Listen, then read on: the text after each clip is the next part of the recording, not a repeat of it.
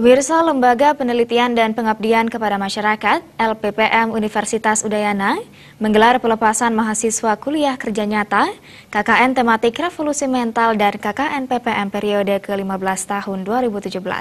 Pelaksanaan KKN Universitas Udayana akan dilaksanakan selama 37 hari.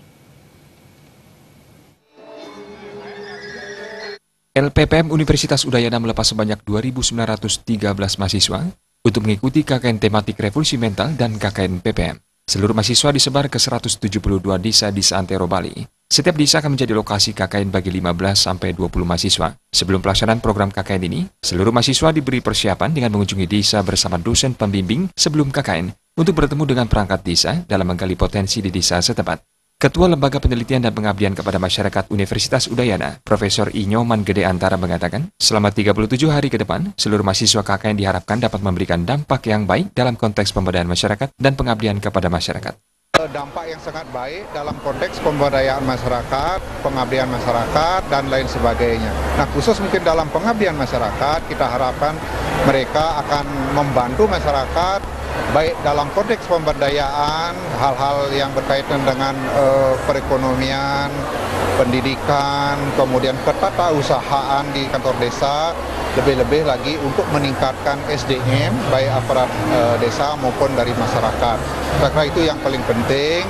Nah, kemudian dalam kesempatan ini juga kami mengaturkan banyak-banyak terima kasih kepada pemerintah provinsi, kabupaten, kota yang selama ini sangat proaktif memberikan kesempatan pada mahasiswa Universitas Udayana untuk melakukan KKN di desa-desa.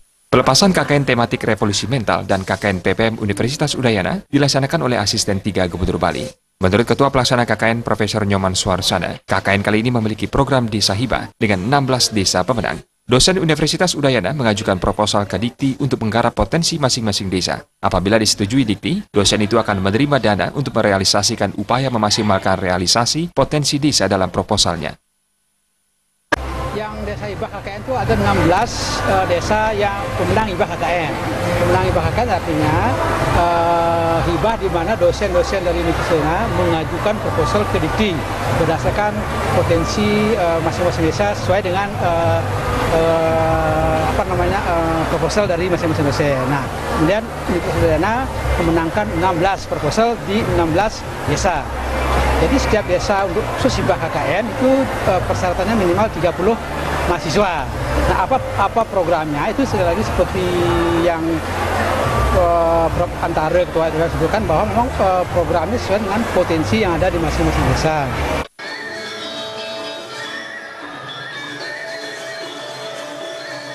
Pelaksanaan KKN Universitas Udayana akan dilaksanakan selama 37 hari, terhitung dari 22 Juli sampai 28 Agustus 2017. Andika